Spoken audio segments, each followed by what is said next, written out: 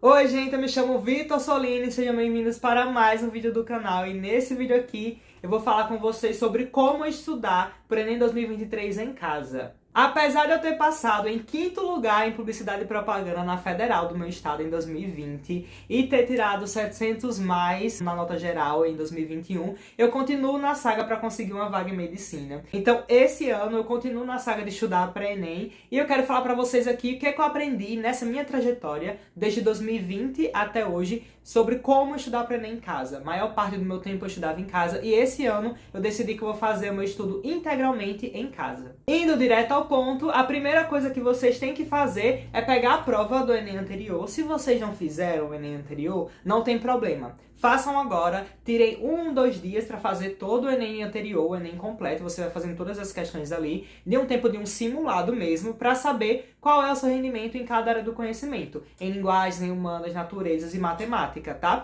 É bom também você ter uma certa noção de quanto você está tirando na redação. Para que eu preciso fazer isso, Vitor? Para a gente ter uma noção em quais áreas você precisa focar, precisa demandar mais tempo e quais áreas você pode botar um pouco menos de tempo. Depois que você fizer isso, depois você identificar quais são suas maiores dificuldades e quais são suas maiores habilidades nas áreas do conhecimento, vocês vão fazer uma lista. Essa lista você vai colocar no topo a matéria que você tem mais dificuldade. Então vai ver ali matemática, natureza, geralmente são essas quem tem dificuldade, né? Então matemática, naturezas e aí por diante. Naturezas especifique, tá? Então coloque física, química e biologia, tá? Vai especificando qual que você tem mais dificuldade.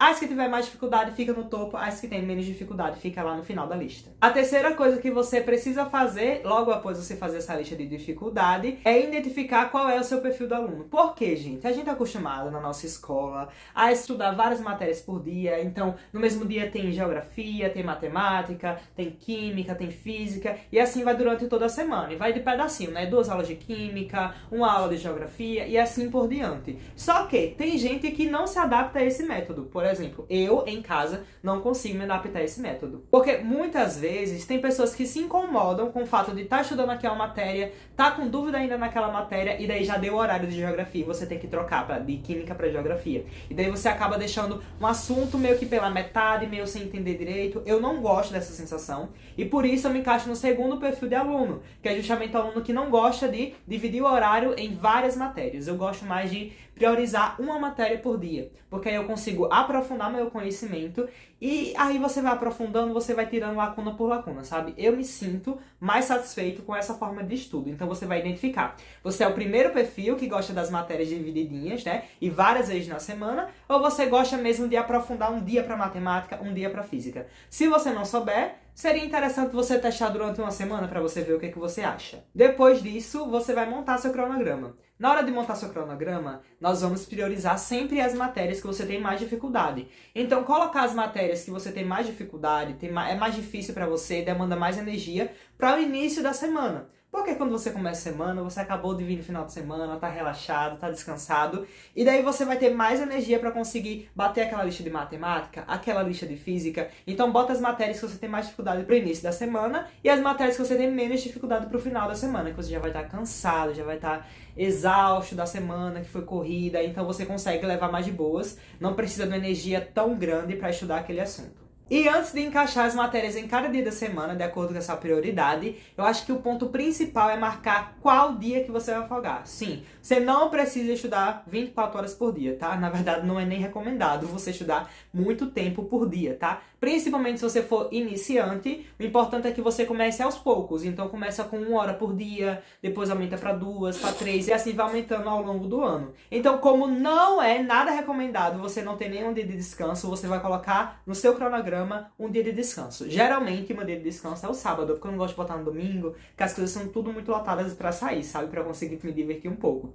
Então eu coloco no sábado. Então o sábado é meu dia de descanso. Estudo no domingo? Estudo. Mas meu sábado ninguém toca. É meu dia de descanso, é o dia que eu tenho pra relaxar. Então você vai escolher um dia da semana pra ser o seu dia de descanso. Pode ser durante a semana? Pode sim ser durante a semana, no sábado ou no próprio domingo. Você que escolhe. Você tem que decidir isso na hora, antes de você montar seu cronograma. Porque senão você vai ficar tentado de preencher mexer todos os dias com matérias e é ser humano, né, minha gente? Ninguém consegue fazer esse rendimento de altíssimo grau dessa forma. O quinto ponto que eu acho extremamente importante é você assinar uma plataforma de estudos. Vitor, não tenho como assinar uma plataforma de estudo. Não tem problema. Aqui no YouTube você vai conseguir encontrar todos os conteúdos do Enem. Tem até curso online de graça aqui no YouTube, tá? Então dê uma procurada, dê uma vasculhada para vocês conseguirem encontrar esses cursos, tá? Mas se você consegue pagar uma plataforma online mesmo acessível, tem várias plataformas, tem Ferreto, tem a Prova Total, tem ProEnem que eu já utilizei também. Então tem várias plataformas que você consegue por um preço acessível por mês ter todos os conteúdos do Enem. Por que isso? Porque assim você vai saber o que você estudar a cada semana. Geralmente eles dão um cronograma para você estudar, para você não atrasar. Entendeu? Pra você não ficar atrasado durante o ano. Porque às vezes a gente fazendo sozinho, a gente assiste uma quantidade de aulas, só que não é o suficiente pra conseguir bater todas as matérias do Enem até a prova, sabe? Porque a gente tá indo mais devagar, ou a gente tá indo muito rápido e não aprendendo os assuntos direito. Então você tendo um curso online, ele vai dizer, não, essa semana temos esses assuntos pra estudar. Essa outra semana temos esses outros assuntos para estudar. Porque eles têm um cronograma para cumprir até a data do Enem. Então, acho extremamente importante para quem vai estudar em casa ter uma plataforma online ou seguir algum cronograma, porque senão a gente se perde durante o ano, né, gente? Precisa de um cronograma. Porque quando a gente estuda em cursinho, o professor tem um cronograma para bater, então a gente só vai para aula, assiste a aula e acabou-se. Mas quando a gente tá em casa, a gente precisa ter esse direcionamento de quais aulas você estudar por dia, tá? Então acho muito interessante e importante você fazer isso. Ter uma plataforma online ou seguir um cronograma. E Vitor, como que você recomenda estudar as aulas durante a semana, né? Durante os dias da semana que está lá no meu cronograma? Eu recomendo que você assista a aula, depois você vai fazer uma lista de exercícios. Sim, esse é o modo mais básico que a gente pode fazer. Tá? É claro que se você já tem uma certa base, você pode ir direto para as questões e depois ir para a aula, porque ali nas questões você vai errar, vai saber exatamente em qual ponto focar, qual ponto você precisa aprender para a aula. Mas se você não tem uma base sólida ainda, não tem uma base muito boa, é interessante que você assista assim a aula e depois vá para a lista de exercícios. Um ponto importante que a gente precisa analisar durante o estudo em casa é o celular, minha gente. O celular é uma coisa complicada, sabe? Vitor, eu preciso deixar meu celular lá na cozinha enquanto eu tô aqui no quarto. Não, depende de como você vai lidar com isso, tá? Por exemplo, eu não preciso deixar na cozinha, mas eu tenho que deixar longe da minha vista. Porque se eu ver o celular, eu fico ansioso. Então o importante é que eu esconda o celular, que eu não fique vendo ele durante a aula. Então isso já pode ser o suficiente pra você não mexer nele, tá? Isso pra mim tá funcionando durante esse tempo, que eu já comecei desde o dia 8 de janeiro a estudar dessa forma aqui em casa. Então, dessa forma já tá funcionando. Mas se não funcionar dessa forma, aí sim, deixa na gaveta, deixa escondido, deixa embaixo de roupa, deixa longe de você, pra ele não tirar sua atenção. Outro ponto a se falar é você procurar um lugar tranquilo para estudar. Se você tem um quarto, tem uma mesinha no quarto, uma escrivaninha, ótimo, fica ali, estuda ali, fecha a porta do seu quarto para ficar o mais tranquilo possível. Vitor, não tem escrivaninha no quarto, não tem como eu ficar estudando dentro do quarto, não tem tranquilidade aqui em casa.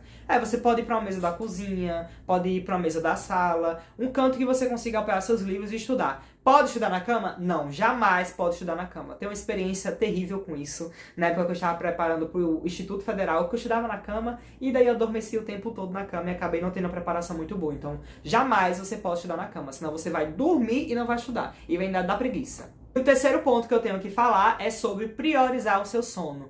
Vitor, eu tenho que acordar às 6 horas da manhã? Não. Se você já terminou o ensino médio, já terminou a escola, você tem essa necessidade de acordar às 6 horas da manhã para fazer alguma coisa, algum compromisso e trabalhar alguma coisa assim? Se não, você não precisa, tá? Então priorize seu sono. Durma as horas que você precisa dormir. Precisa dormir 8 horas por dia para ficar bem, levantar bem. Então dorme as 8 horas por dia. Ai, Vitor, precisa acordar cedo. Então durma cedo também. Então durma cedo e acorde cedo. É importante priorizar o sono, porque o sono, ele faz parte do processo de memorização dos assuntos. Então, se você não dormir bem, estuda o assunto o dia todinho. Não dormir bem, tu jogou fora, jogou no lixo todo o assunto que tu aprendeu. Aquele tempo todo que tu gastou ali na tua mesa, tu jogou fora, entendeu? Então é bom ter uma boa noite de sono, até pra você conseguir manter a sua rotina de estudo. Porque se você não tem uma boa noite de sono, você acaba procrastinando mais, você acaba não fazendo as coisas e acaba entrando num processo que é ruim pra todo mundo.